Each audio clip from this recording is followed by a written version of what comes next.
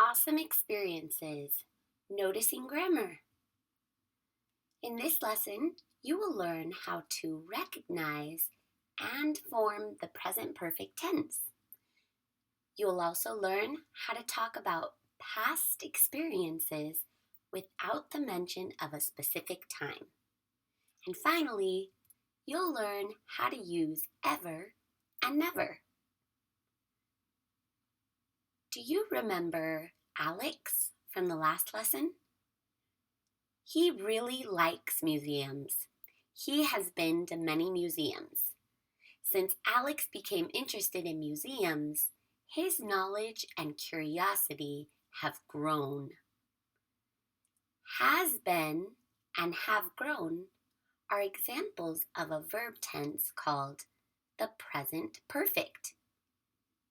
It's called the present perfect, but in these examples, we're actually talking about the past. Don't be confused by the name. To form the present perfect, you need the subject, I, you, we, or they, with the verb have, and a past participle. For example, grown. For the subjects he, she, and it, you already know we need the verb has, and again, the past participle. Notice the past participle does not change.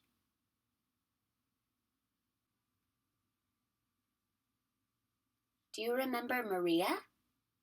Maria is an avid soccer fan, and she has always loved the game. She's played it since she was a little girl. Here, she's played means she has played. She's played is an example of a contraction. It's common to use contractions in the present perfect. For example, I've played soccer many times in my life. You've come to see me at my games. We've played soccer together, etc. It's more common to use contractions in spoken English than in written English. To ask a question in the present perfect, we start with a question word if we have one, then have, has, followed by the subject and a past participle. For example, have you ever been to the Getty Museum in Los Angeles? If you haven't, you should go. Remember, for questions, start with a question word, if there is one, then have or has, followed by the subject, and finally, the past participle and the rest of the sentence. To answer a question in the present perfect with a short answer, it's really easy. You can just say, no, I haven't. That means, no, I haven't been to the Getty Museum. Or, yes, I have. That means, yes, I have been to the Getty Museum.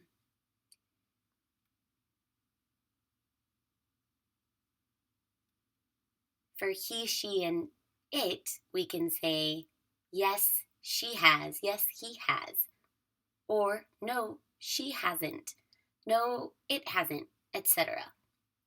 Notice the sentences at the bottom. These are wrong. It's wrong to use contractions in short answers. Don't say, yes, I've, and yes, she's. It's unclear.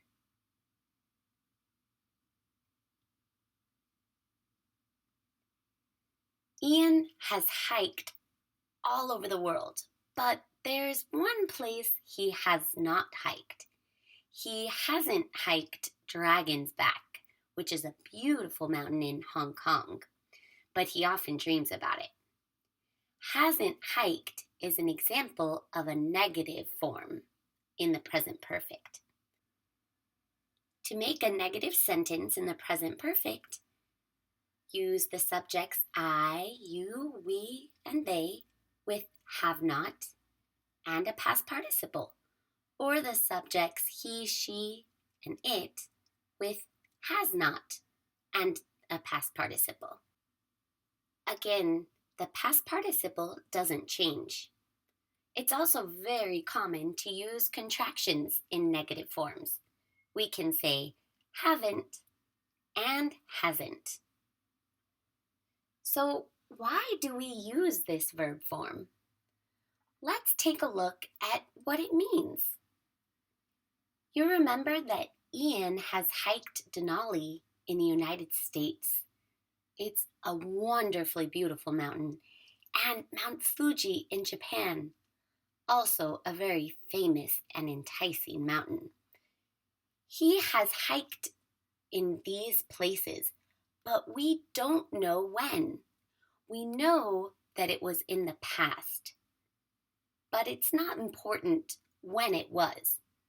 It just is important that it happened before now. When we use the present perfect in this way, we're using it to talk about a past experience without mentioning a specific time in the past. So here in this example, we know Ian has hiked Denali and he has hiked Mount Fuji, but we don't know when. And we don't care right now. That's the meaning of this use of the present perfect. It is wrong to use a specific reference to a past time in the present perfect. So we cannot say Ian has been to Mount Fuji last year. No, this is incorrect. Remove last year. Now we can say Ian has been to Mount Fuji. This is a good sentence.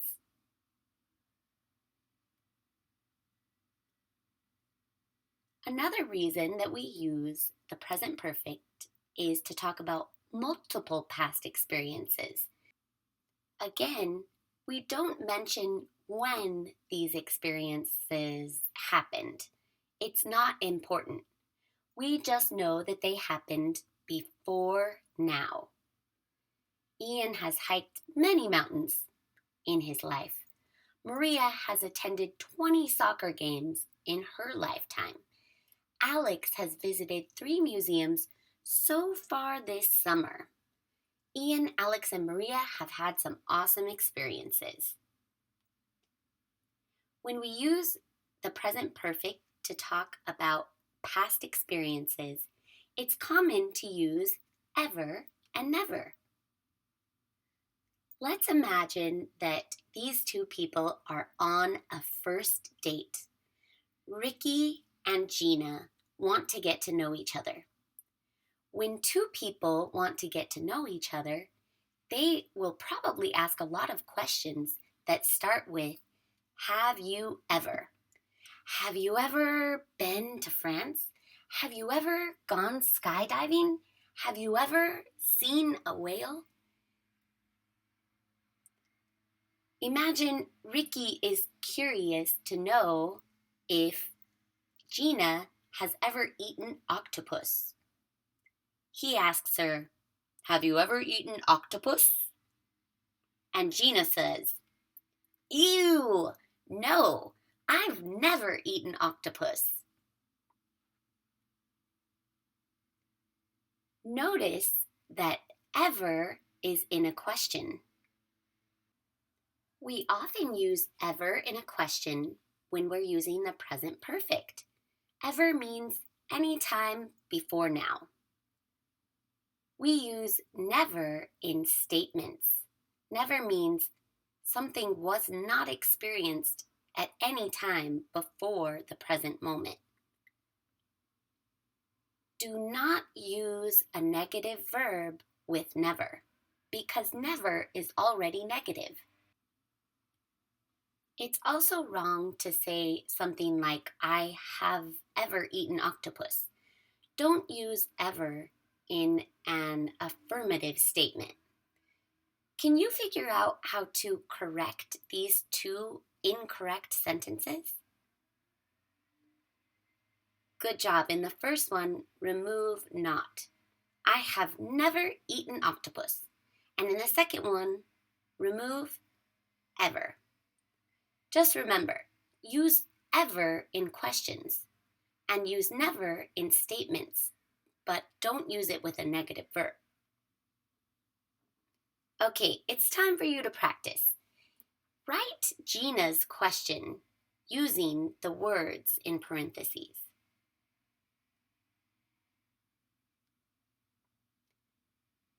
You should have written, "Have you ever ridden an elephant?"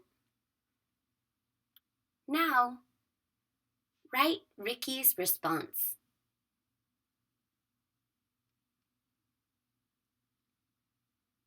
Did you do it correctly? Ricky says, "No, I have never ridden an elephant."